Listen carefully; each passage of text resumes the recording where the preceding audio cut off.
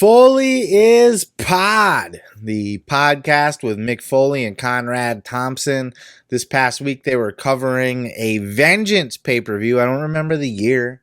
You can't hold me to this kind of stuff. I guess it would have been the year Benoit died, right? So it would have been 2007, perhaps.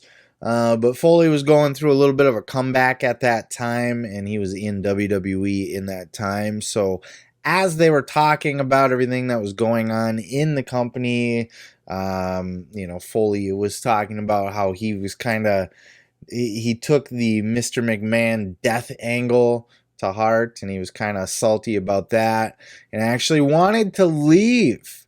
And, he wasn't comfortable sticking around Raw for the episode that was going to eulogize Vince McMahon. And when he left, that ended up being the episode where everybody found out Chris Benoit died, and they did the big 3-hour tribute to the guy that killed his wife and kids. So, kid. Okay, I'm not going to add extra dead bodies to Benoit's toll. But this led Mick Foley to kind of give his 2 cents to Conrad about how he felt about what happened with Chris Benoit. And, we've heard this from a lot of different guys. We've heard this from a lot of different angles, but I don't think I've ever really heard Mick's take on it. So check out this clip from Foley Is Pod, Mick Foley talking about Chris Benoit. I know that the CTE diagnosis has been really helpful to Chris's dad. I have to feel like something went wrong in there because he was such a humble, nice guy, very intense, very difficult on himself. But, I don't remember many people having a cross word with Chris. Sad. It was really sad. He was an intense guy by nature anyway. I think he was greatly affected by the loss of his friend. I do not know what was going on behind the scenes in his marriage. I mean, I've never found out for sure if Daniel had Fragile X syndrome. I don't know what the situation was. I just know it was tragic and one of the worst things that's ever happened to us. And it really set WWE and wrestling back a ways because it came across so negatively in the media. Bless Mick Foley's heart. He even told a story about one of his recent live shows where somebody had a "I'm a Chris Benoit guy" t-shirt in the crowd, and it offended him so much that he couldn't even continue with the show. He had to ask the guy to go sit in the back. Foley's a sensitive guy, bless his heart, Sometimes I think he's a little too sensitive. I wonder how he's made it this far in the wrestling business. But yeah, he didn't even want to stick around that day because of the Vince McMahon angle, because Vince McMahon was blown up in a car. And he talks to, when he goes and does his charities, he talks to people that have fought in war, and have post-traumatic stress syndrome that are worried that Vince McMahon died for real. So Vince, was going to do they were going to do the whole eulogy for Vince thing. And Foley didn't want to stick around for that. And then they ended up eulogizing Chris Benoit instead that day. Of course, something they wish, I bet, that they could take back a whole 3-hour We Love Chris Benoit episode after he murdered his family. And Foley's right, too, because that did so much damage. That set wrestling back a long ways. Wrestling was hot in the 80s, right, with the Hulk Hogan rock and wrestling era. And then by the time it got to the steroid trial, wrestling took a big hit publicly. Everybody just all of a sudden got a hard on about roids and, those are a bunch of roided up fucking freaks. And, people were really uptight about wrestling at that time, and it really went on the downslope, plus, the booking was just trash and everything at that time.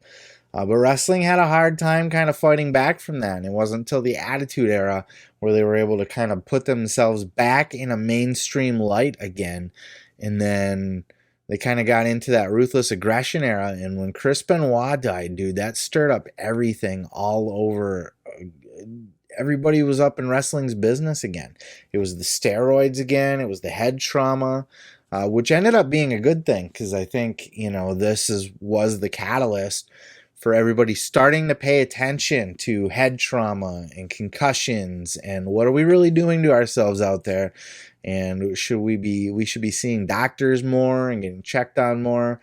So I really think that was a good thing. There was a new wellness policy put in place after Benoit's death that had kind of been overlooked for a little bit.